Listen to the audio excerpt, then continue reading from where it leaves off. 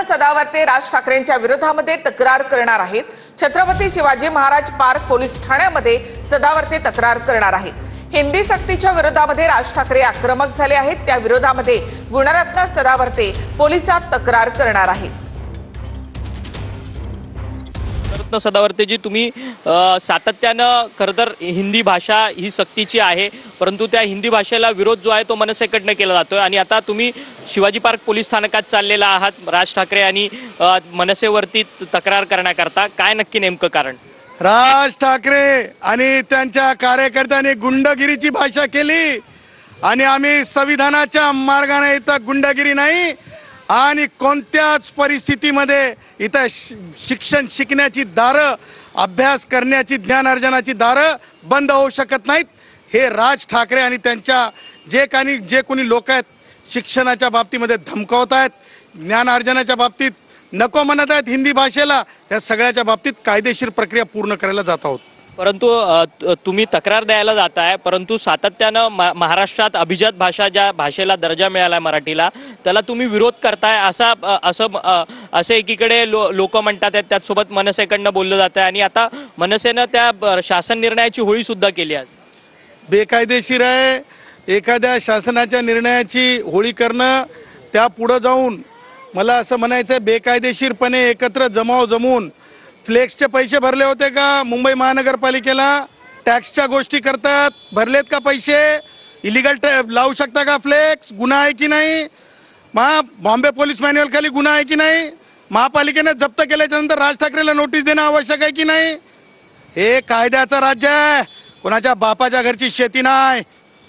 तर आपण पाहिलं तर कायद्याचं राज्य आहे, त्यामुळे आता मनसे अध्यक्ष राज ठाकरे यांचा हिंदी भाषेच्या सक्तीकरणाला विरोध आहे आणि त्याकरता आपण पाहू शकतो की ॲडव्होकेट गुणरत्न सदावर्ते आणि जयश्री पाटील त्यांच्या पत्नी आहेत, या आता शिवाजी पार्क पोलीस स्थानकाकडे निघालेल्या आहेत। राज ठाकरे यांच्या विरोधातली तक्रार जी आहे ती ॲडव्होकेट गुणरत्न सदावर्ते यांच्याकडनं आता थोड्याच वेळात देण्यात येताना आपल्याला पाहायला मिळणार आहे आणि त्यानंतर मनसेची काय भूमिका असणार हे देखील पाहणं तितकंच महत्त्वाचं ठरणार आहे। व्हिडिओ रोशन गायकवाड, अक्षय मंगणी, TVN मराठी, मुंबई।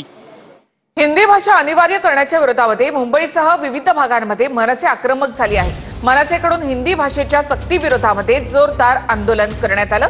हिंदी भाषा सक्तीच्या GRची प्रत मनसे कार्यकर्त्यांनी जाळली। राज ठाकरेंच्या उपस्थितीमध्ये आज सकाळी मनसे पदाधिकाऱ्यांची बैठक पार पडली होती।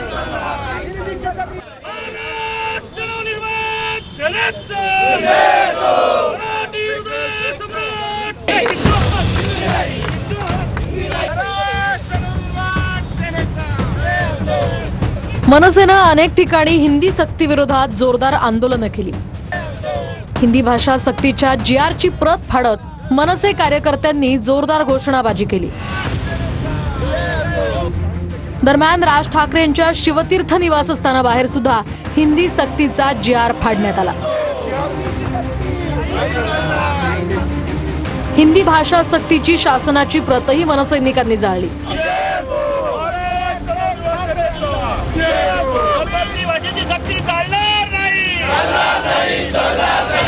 दरम्यान ठाणे आणि पुण्यात सुद्धा मनसैनिकांनी हिंदी सक्तीचा GR फाडला।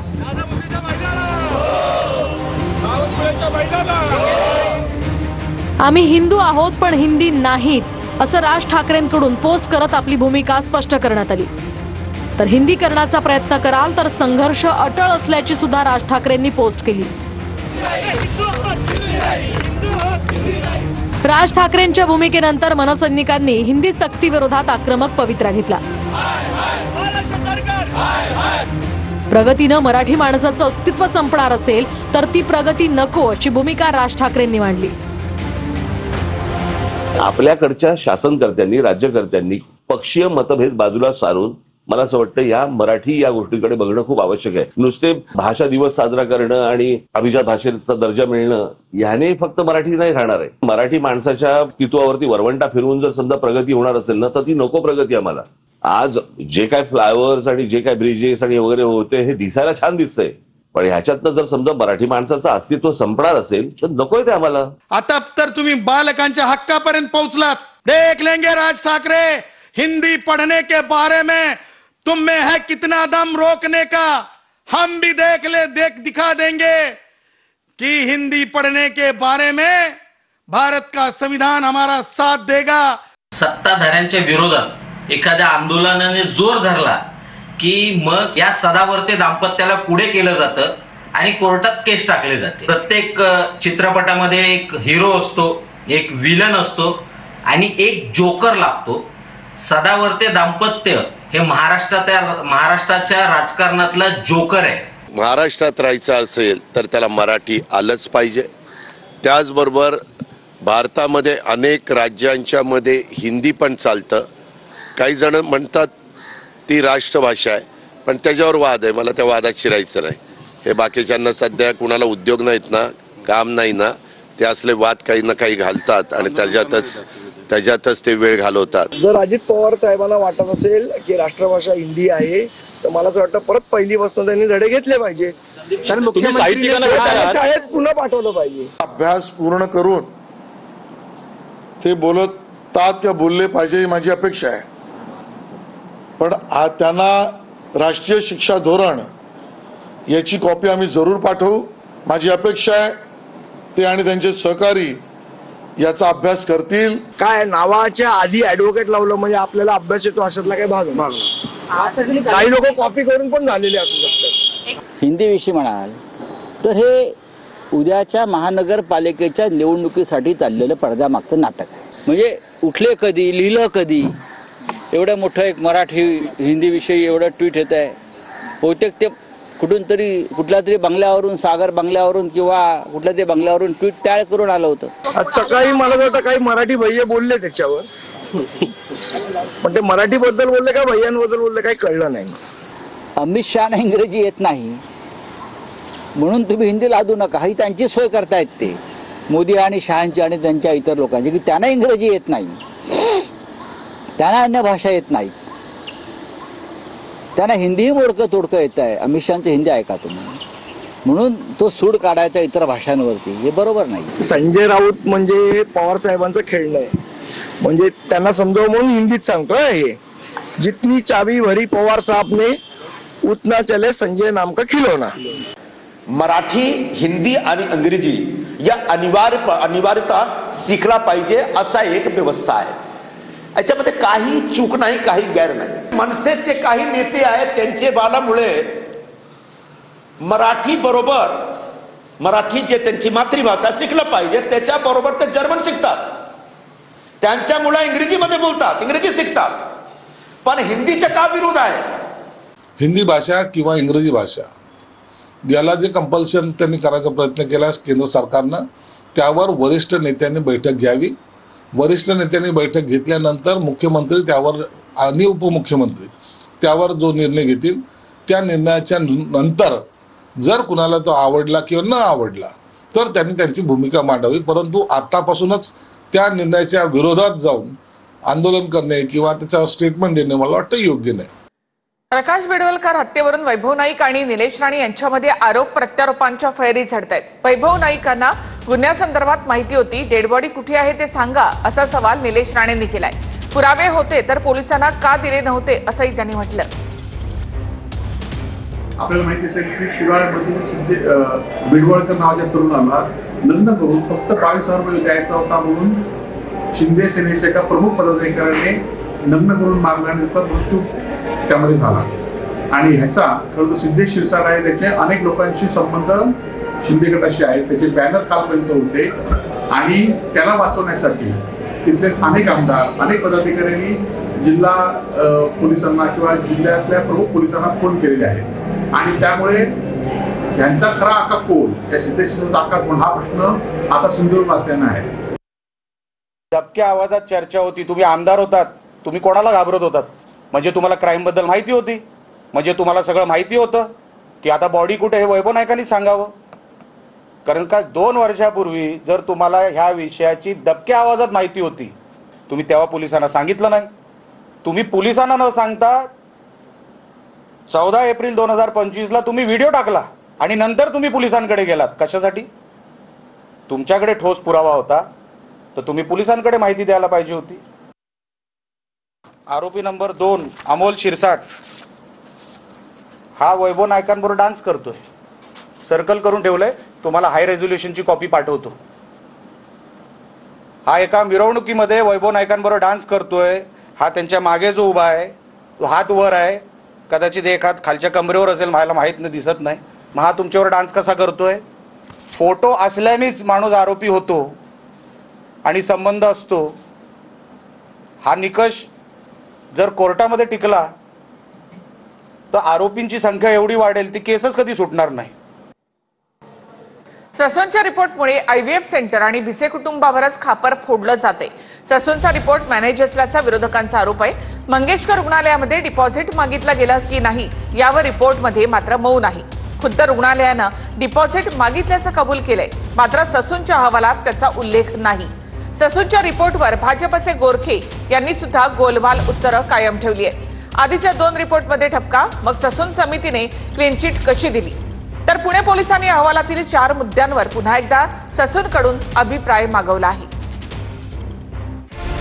तनिषा भिसेंच्या मृत्यू प्रकरणी एकूण 4 समिती गठीत झाल्या होत्या.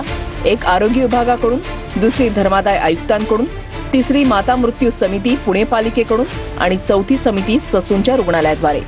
यापैकी पहिल्याच अर्थात सरकारनं नेमलेल्या आरोग्य समितीनं मंगेशकर रुग्णालयावर ठपका ठेवल्याची माहिती खुद्द रुपाली चाकणकरांनीच दिली होती.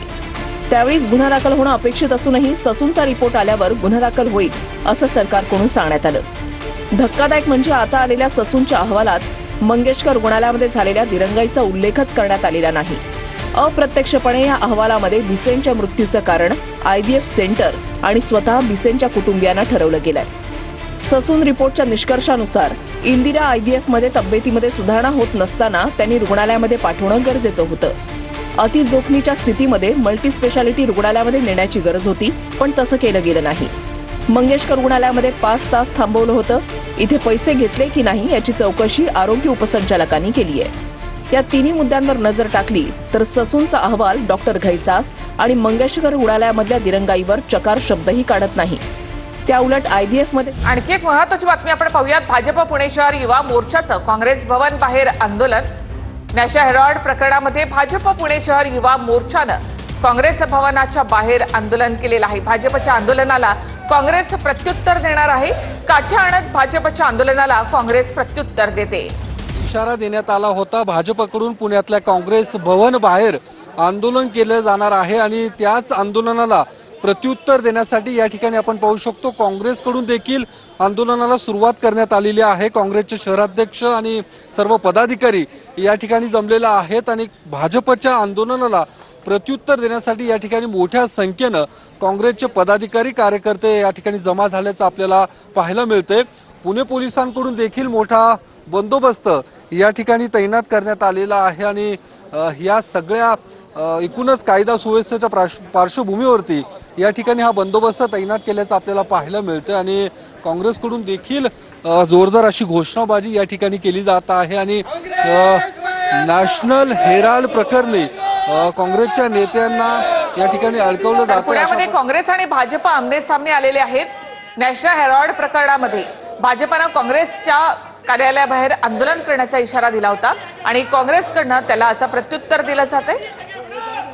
भाजपनं काँग्रेस भवनाच्या बाहेर आंदोलन सुरू केल्यानंतर काँग्रेसही याला आता प्रत्युत्तर देणार आहे.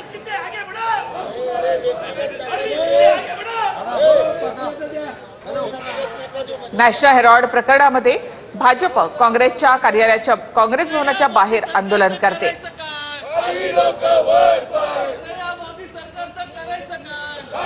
तर त्याला काँग्रेसकडनं प्रत्युत्तर दिलं जात आहे.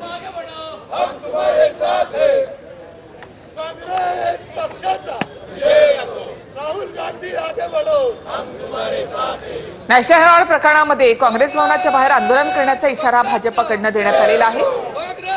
या मुद्द्यावरून काँग्रेस आणि भाजप इथे आमने सामने आले तर काँग्रेसकडनं भाजपला तसंच या ठिकाणी प्रत्युत्तर दिलं जाते. भाजपच्या विरोधामध्ये या ठिकाणी घोषणाबाजी केली जाते. पुण्यामध्ये काँग्रेस भवनाच्या बाहेर भाजप आणि काँग्रेस आमने सामने. भाजपच्या आंदोलनाला काठ्याने उत्तर देणार असं काँग्रेसनं म्हटलेलं होतं. पुण्यात काँग्रेस आणि भाजप आमने सामने. काँग्रेस भवनाच्या बाहेर काँग्रेसचे कार्यकर्ते पदाधिकारी या ठिकाणी बसून आहेत. तर दुसऱ्या बाजूला भाजप देखील आंदोलन करते। नॅशनल हेरॉल्ड प्रकरणामध्ये भाजप काँग्रेसच्या विरोधामध्ये आंदोलन करत आहे। काँग्रेस भवनाच्या बाहेर आंदोलन करण्याचा इशारा भाजपनं दिला होता। त्यानंतर काँग्रेसचे कार्यकर्ते पदाधिकारी काँग्रेस भवनाच्या बाहेर खुर्च्या टाकून बसले।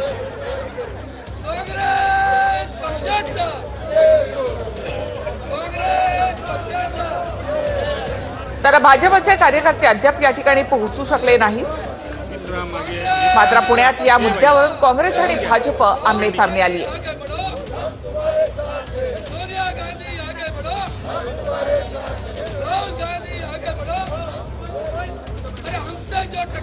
नॅशनल हेरॉल्ड प्रकरणामध्ये राहुल गांधी सोनिया गांधी यांच्यावर कारवाईचा इशारा। त्यानंतर पुण्यामध्ये काँग्रेस आणि भाजप आमने सामने।